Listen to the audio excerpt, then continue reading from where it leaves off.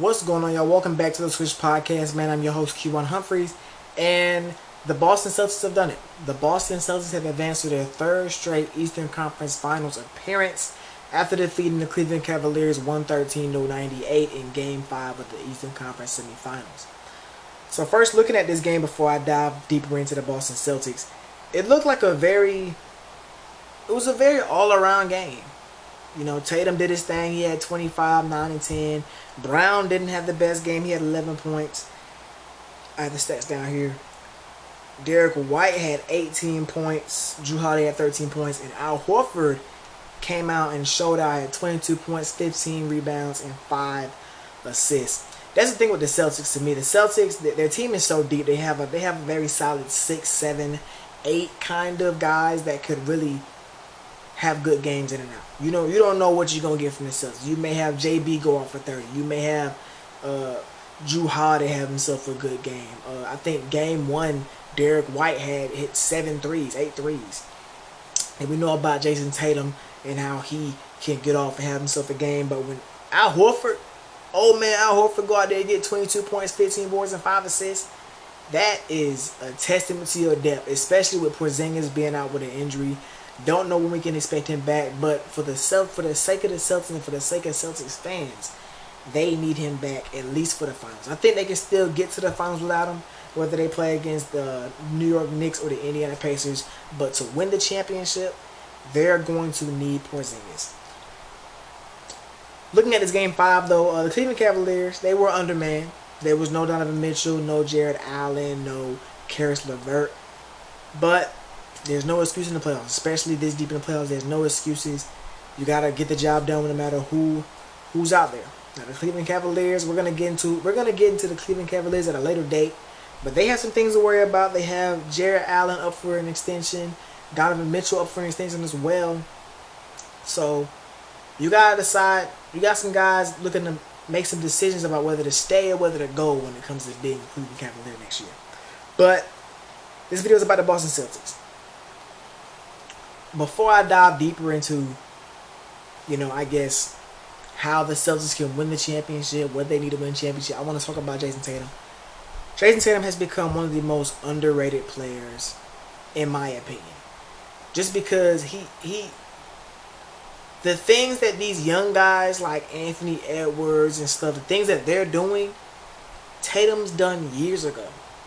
The year when Tatum and them went to the finals to play the Warriors, Tatum was good up until the finals. He was great up until the finals.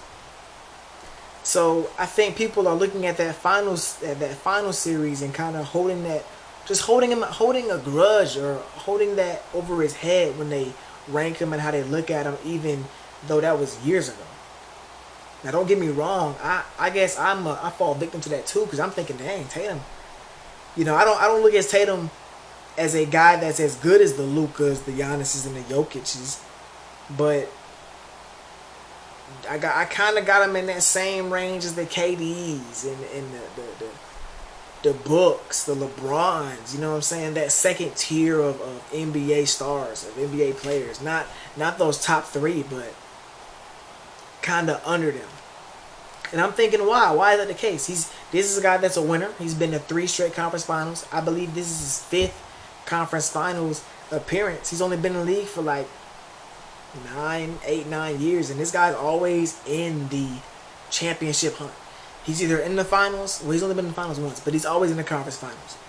The East runs through Boston. They don't win it every year, but the East runs through Boston. If you want to go to the finals in the East, you got to beat the Boston Celtics. Jayson Tatum in this series averaged 26.8 points, 10.4 rebounds, and 6.2 assists. He played really good over the last 4 games. I believe game 1 or game 2 he had a stinker with 18 points. But besides that, he's been really good. He had 30-point double-doubles in games 3 and games 4. Games 3 and 4. Game 5 he had a near triple-double, 25, 10, and 9. But I think the thing with Tatum is like he's not asserting himself the way other stars do. You look at a Luka, you look at a Jokic last night. Jokic finishing with 40, 13, and 7. The way he dominated and took full control over that game, and he did it from the jump and he did it from the start to the finish, and how often he does that. Tatum doesn't do it that often. Now I don't know if he's passive or if he's just a playoff faller, but he you know, to me he's a pretty good playoff player. He had one bad series and people kind of just judge him off that, even though it was years ago.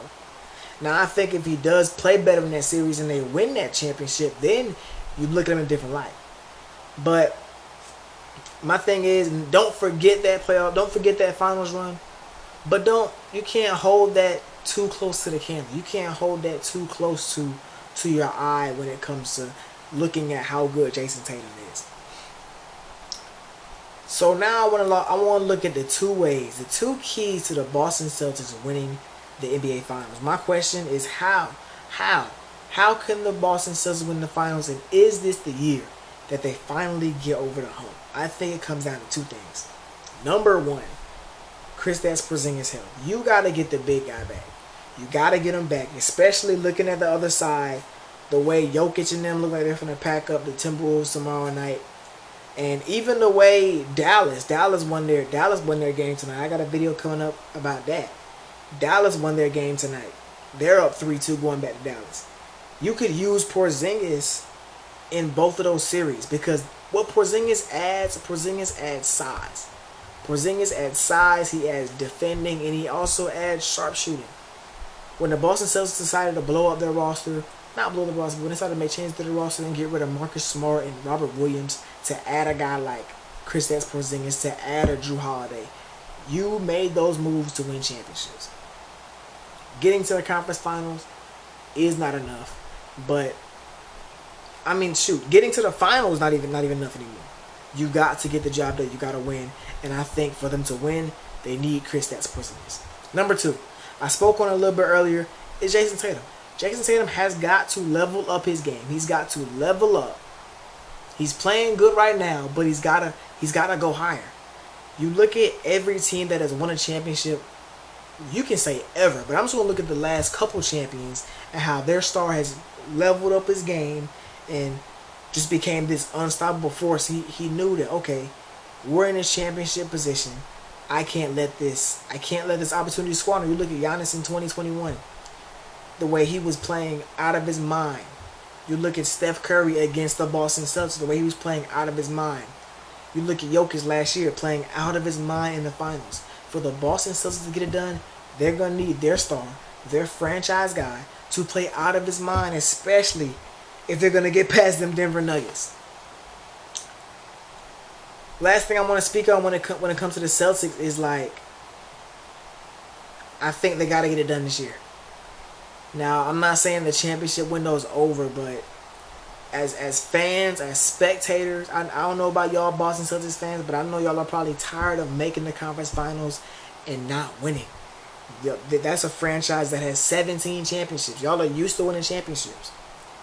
But this core, this duo of Jaylen Brown and Jayson Tatum have made 5+ conference finals, only have one finals appearance with no finals rings.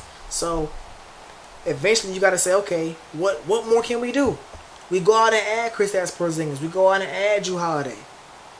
You got Derek White playing the best year of his career. What else can we do? But that's all I got for y'all, man. Make sure y'all like, comment, and subscribe. Share with y'all folks. We have a goal. I got a goal to get to 100 subs by June. I want to get to 100 subs by June. We got about 2 weeks to get it done. I feel good. Y'all been showing love to the previous videos, man. But until next time, we out. Yay!